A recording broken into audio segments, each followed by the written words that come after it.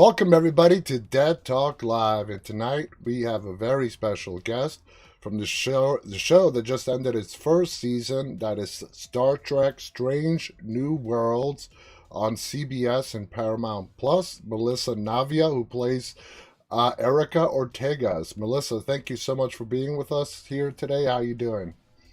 I'm doing great. Thank you for having me. I'm looking forward to talking, and I think this is my first live podcast, so this is awesome. And let's see how it Let's goes. see how it goes. So I got to ask you straight off the bat. Now, uh, Ortega's is a witty smartass, for lack of a better term. Are Yes. you like that yourself in real life? Tell us about the differences between you and Ortega's. Yeah, well, I'd like to say I am. One of the cool things about when I got the audition, the breakdown, it felt so much like me.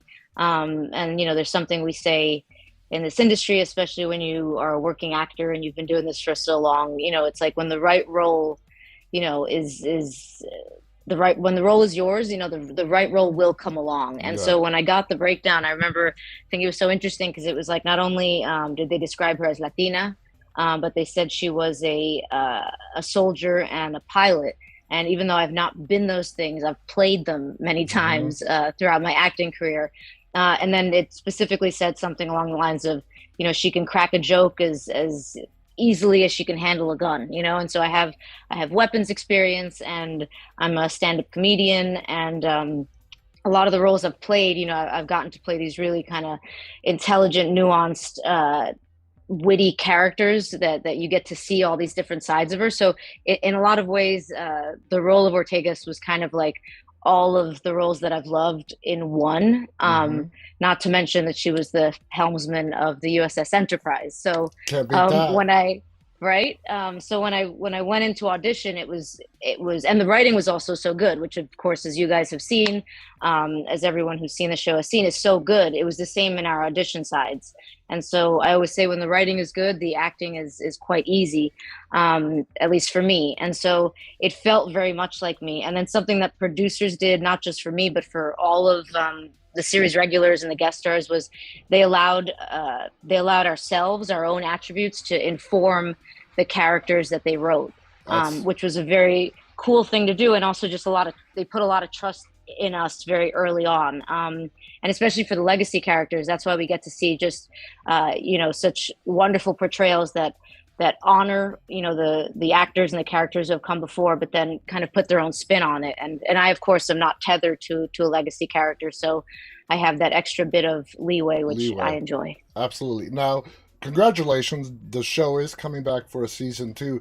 Did you guys going in that you were going to do at least two seasons, or did you find out halfway through? When did you find out that it got picked up for another season?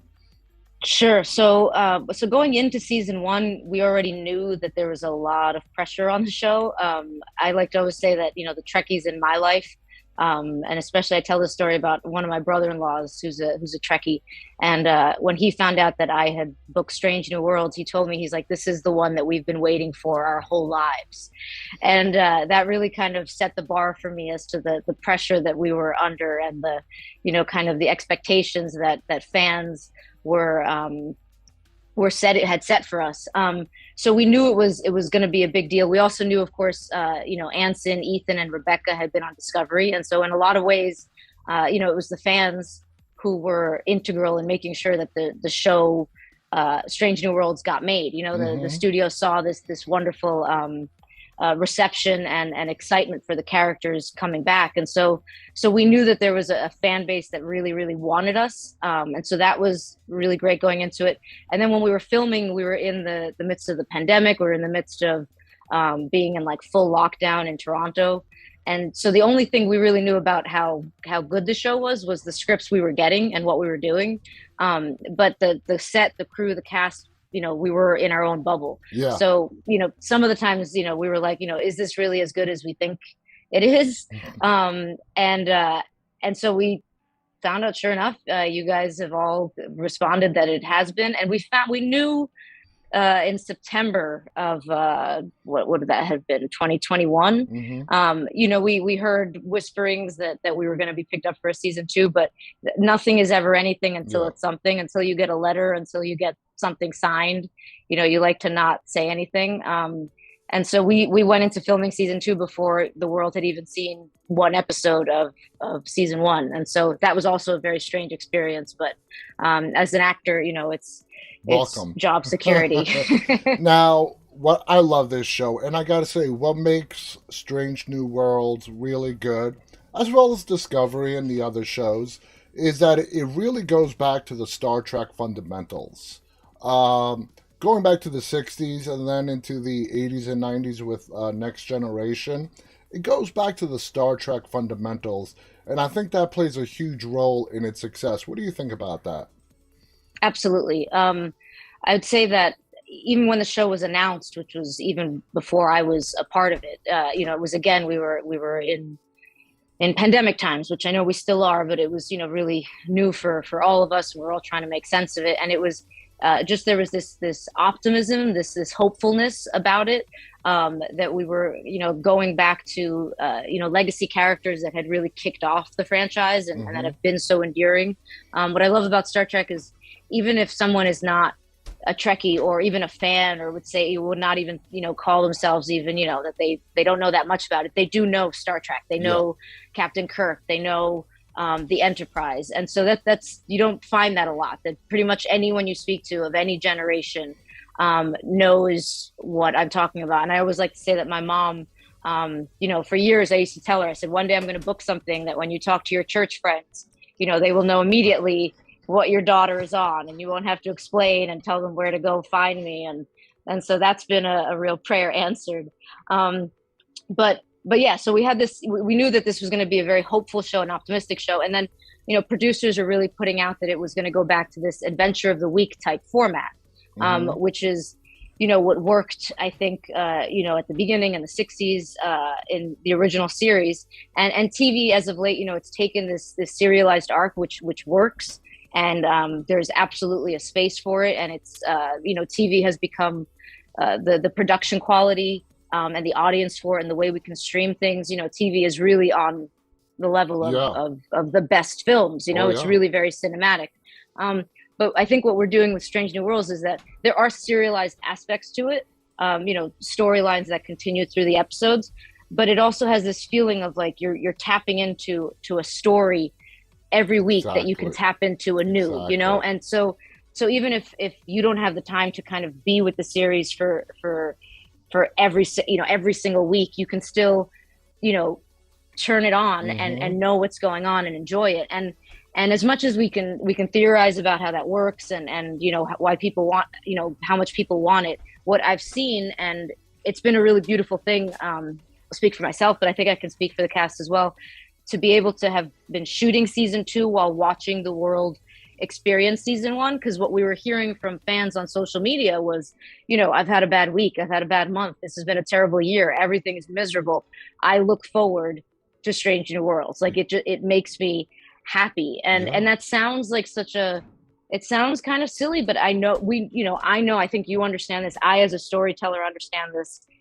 It's not silly. Like, No. stories are what makes the world go round. And I think we really saw, in 2020, and since then, we saw that, when everything around us is crumbling, what do we turn to? We turn to stories. Yep. And also the cool thing that I've seen, because I'm a fan as well, and I've definitely become a much bigger fan, in the last year and a half or so, for sure. But I've found myself watching the episodes that I shot. I'm in them. Hmm. I know what happens, and in my life, I've had personal things happen in the last 6 months that have changed my worldview in a lot of ways. And so episodes that I saw and I acted in and I created a year ago, I'm now looking at, in new ways, like, without necessarily giving any spoilers in case people haven't seen, but like for episode 9, with what happens with the Gorn and kind of what Hmm. happens in the aftermath, that hit me real differently watching it, even from when I performed it. And so I think that's the true sign of a wonderful story, where you can go back to it over and over and over again, and each time you're seeing something new and you're still enjoying it. Hmm. But you can apply what's happening in your life to it. and that's why I like telling stories, and that's why I do what I do. Now, what did you think when you saw the script for the finale and that they were going to bring the character of James T. Kirk into the storyline? I mean, were you excited? What were your feelings about that? Sure. So on the one hand, I knew kind of, because I'd really been tapping into like, what fans were saying online. I always joke with Celia, who plays Uhura, and we're always talking about how like we can always we multitask and we're really good with social media. We some actors, some cast members don't like kind of seeing what everybody's saying, but Yeah. we are the opposite. We're like, what's going on? What do people think? And so I knew that there were that there were a lot of fans that didn't want to see James Kirk because they didn't want to take the spotlight away from Captain Pike. Pike, Kind yeah. of having his own show, and I understood that. And then other fans that did, and of course that's with any great right franchise and fandom. You're always going to have these discussions, which Yeah. are as long as they're done in a healthy and civil way, they're very welcome. And so, but at that point, by the time we saw the finale, like I trusted the writers and the producers so much when they explained what they were doing, which is essentially this really clever and well done mirroring of Balance of Terror, which is a classic episode from the original series. And Yep. for anybody who's seen the finale but hasn't seen that episode of the original series, I highly recommend it. Hmm. And then when they explained what they were doing and how it tied in so well with Pike's struggle throughout the season, Yes. of knowing his future and what is he going to do about that. And so it really brings into question kind of something that we've all dabbled with in Hmm. terms of like, if we knew what was going to happen, would we try to change it, and what else would that affect? And so I just thought it was wonderful. And the fact that the way that they brought in James Kirk as the captain of another ship, and essentially we're in a future that should not exist. Exactly. It's an um, alternate timeline. Right. It's an alternate timeline, and we don't know what happened in those intervening years. And for me, one of the things that fans have been saying, in the whole run of the season has been, that they've wanted to see, more of my character, which as an Hmm. actor, that's a wonderful thing to hear. It's like you always want to hear that they want more of you, not less. And I absolutely love and, just thank everyone who's been threatening, full scale revolts if Ortegas did not get her centered episode. But I was like, everybody, patience. These things take time. But the wonderful thing about Ortegas is that every episode we've seen like a different aspect of her, and we've gotten to see a different layer in a way that she's we've not had kind of these huge emotional arcs that you've necessarily had with some of our legacy characters. But you've gotten to see different aspects to her. In episode 9, you see an aspect to her that you've not seen before, Exactly. when she's talking about Hemmer, which I was so grateful to have the opportunity to do. And then in episode 10, I basically got Chris Fisher, who was our director, and he was just extraordinary in the role. He basically told me, he was like, we all love Ortegas. He was talking as the producers, as the writers, as the fan base. He's just like, everyone is really going to fall for Ortegas. And what we want, though, in this episode is the opposite. Hmm. We want the Ortegas that we don't want to go have a drink with, and we want to know why, what's happened.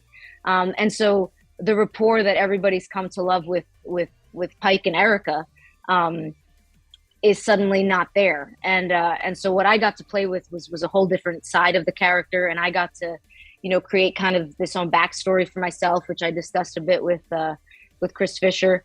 And so that was just a lot of fun to play. And then we got to match a lot of what was done in Balance of Terror in a way that was just beautiful to see, And I when was it all came together. I was going to bring that up as well because in the first half and to the middle latter half of the season, Ortega's is funny, smart ass kind of person you want to go have a beer with.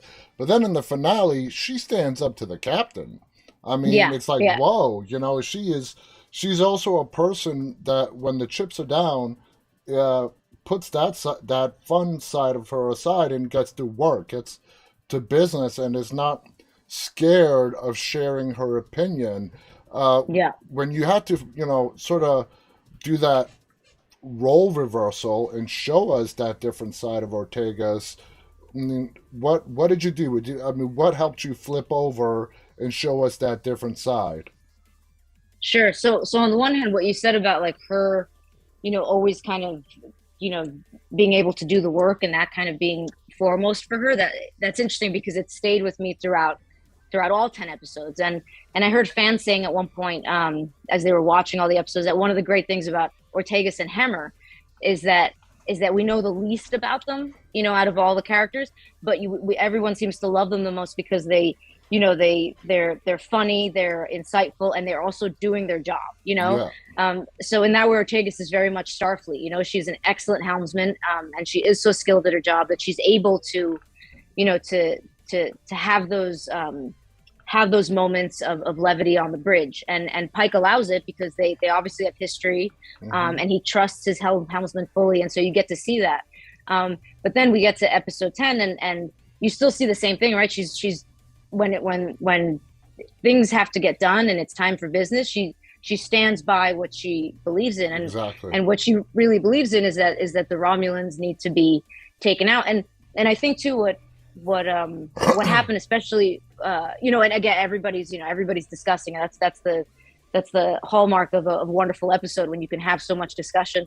But I think definitely people who knew the TOS episode, they were almost like, they were upset that, like, Ortegas was taking on the role of the character in that original episode that Yeah. was bigoted, and he had his reasons for disliking Romulans flat out. And so, but what we had discussed in like our directors meeting was that wasn't the case here so much. Like, you don't know what's happened in the intervening years, and what I think we don't touch on very much in season 1, and we will more in season 2. Slight spoiler, but is Ortegas's backstory as a soldier, Okay. as a combat veteran, and so what the finale kind of makes us ask is what has happened to this person who you still see those hallmarks of. She's an excellent pilot, she doesn't agree with Pike's way of going about things, but she is still gonna, he needs her to get Yeah. from point A to B, and she's gonna get there faster than anybody else can. But she definitely, she just saw a ship, blown out of the sky, or what is it, a station blown out of the sky, Outpost. an outpost without Yeah. any sort of regard for the human life on it. Yeah. And so it feels like she's had this discussion with Pike before about, it is always the Romulans. Like, why are we going in circles? Mm-hmm. And then it's, of course, it's the whole thing with, her and Spock, butting heads. But what kind of is underneath that is wondering what happened. What is her backstory with the Romulans? There was, the Romulans have a history that Star Trek fans know of. Like, who has she lost, at the hands of Romulans? And then it also asks us, it makes us question, people can go through similar situations in life and emerge from it differently. Mm-hmm. And what causes that, and how does that happen? And so I would like to think that by the time we reach the end of the finale, you see that she sees the Romulan, commander who sides with Pike, and he gives up his life. And again, I'm totally sorry, it's total spoilers, guys. But I did warn everybody who's going to watch this that there'd be spoilers. Yeah. I'll stop that. But so you see her kind of have a change of heart that isn't spoken. It's not, we're not banging you over the head on it, but I'd like to think that if somebody sees that episode more than once, they kind of see that I saw in the right way away. that I. Yeah. Oh, thank you. But in the way that you see that, and things are different. I won't say anymore. But what happens at the end of the episode is truly life altering for everybody, if Absolutely. that future existed. And so I'd like to think that she is now going to take a different view of just how much she despised the Romulans, and especially too with what happens at the end, again, without saying too much. And so it was just, for me, it was just a wonderful opportunity to play a completely different Yeah. side of Ortegas. And I don't think there's a lot of shows out there that allow you that kind of range. No. I mean, you saw the fantasy episode Yeah. 8, I was a knight. Yes. I mean, That was right? awesome. Like just crazy. So One of the things is, you guys, everyone has amazing chemistry with each other on the show. And you in particular, let's take you and Nurse Chapel. Okay? You guys have a great friendship. You seem to have great relationships. Now, I know that a lot of that for what we see on the screen is fostered in what happens behind the scenes. Yeah. So, would you say you guys get along really well, in between shoots? Oh my goodness, we absolutely do, and I tell everybody, I'm like, as much as you love all the characters on screen, I'm so happy to be able to relay to you that are really that way in life. Like we hang out. They are just the coolest bunch of people. They're all extraordinarily good looking, which is neither here nor there, but that's just the truth. Mm-hmm. And they're all extraordinarily talented in ways beyond our acting. They're just fun to hang out with. Especially, I've been very thankful. I've been going through grief these last 6 months, and I could not have thought of. I can't think of a better group of people to have had to spend almost every day with, and including the crew as well. But one thing that when we started to get the screeners for the first episodes of season one, the producers were like, it jumps off the screen how much you guys legitimately like each other. Yes, it does. And I especially like too. I think it's our episode 5, our shore leave episode, where I get to hang with Chapel and Dr. Mbenga, Yes. because I get to hang with Jess and Babs, and I think fans have been really craving that, to kind of see the camaraderie between crew members, in different parts of the ship. Mm-hmm. And I absolutely adore Babs. I adore Jess. I adore Ethan. I always say Ethan is just a light on set that is just, you can't extinguish it. He's just really a wonderful energy. I mean, Rebecca and Anson, I'm so happy to have them kind of at the head of this ship. Celia is the youngest of us, Yeah. and she is constantly teaching us new things. Like sometimes I feel like she's more mature than I am. Jess and Chrissy, Jess is so cool, and she's an artist, and Chrissy has become like a sister to me. Who am I missing? Then Bruce is Hemmer. It's just wonderful. I just saw him on stage. He was doing something at Fringe in Toronto, and I got to see him on stage. I was like, I was so sad cool. after after it happens. I was like, oh God, Bruce, I'm so happy to. And on set, he took so long to get into prosthetics that I never saw Bruce on set as Bruce. I always saw him as Hemmer, which was like so crazy. Like the first time I really got to interact with him as Bruce. Because we would do all of our cast reads via Zoom. It was probably at the New York City premiere. Wow. And Bruce too. Bruce is also an artist. Just everyone is just absolutely wonderful. I hope I haven't missed anybody, but yeah, I love think them all. you got pretty much everyone. Yeah, I mean, it's Yeah. amazing. We cannot wait for season 2. Again, guys, it's Star Trek: Strange New Worlds. The complete first season, which is done now, is available on Paramount Plus. Check it out. You won't be disappointed. And if you are a Star Trek fan and haven't watched this yet, you need to watch it. If you're not a Star Trek fan, go ahead and watch it. You will become a Star Trek fan. I want to thank Melissa so much for coming on here and sharing some of her experiences. Thank you to our audience. Any final thoughts you want to share before we go, Melissa? I'll just to everybody watching and to anybody who watches this, just the fans have been phenomenal, absolutely wonderful, and you guys have been in our hearts while we were shooting season 2, and I just keep saying, trust that this franchise and Strange New Worlds is in very good hands. It's being told by fans, the producers, the writers, the actors, the crew. Like we are Star Trek fans, and so we understand the importance of this to you, and we cannot wait. We finished shooting season 2. We're now putting it together and putting all the pieces together, and we can't wait to get it to you. I didn't know that. I would have guessed that you're in between seasons. I didn't know that you guys already done season 2, which is great. We just wrapped about a week and a half ago, maybe a week. I'm still just kind of waking up from it because we saved some of the craziest scenes for last, and so it's an absolutely wild ride. And but now all the special effects and the music and all those things that make Star Trek. That's what takes 6 to 8 months to finish up. Right. And that's why when I watch the episodes, it's like watching them for the first time. So, but we're working on it. So, absolutely. I cannot wait. Again, thank you to our audience. Thank you to Melissa. Star Trek: Strange New Worlds. Check it out. Available now on Paramount Plus. On behalf of Melissa, Navia, and myself, guys, stay safe. Thank you for tuning in. Stay walking. Bye-bye.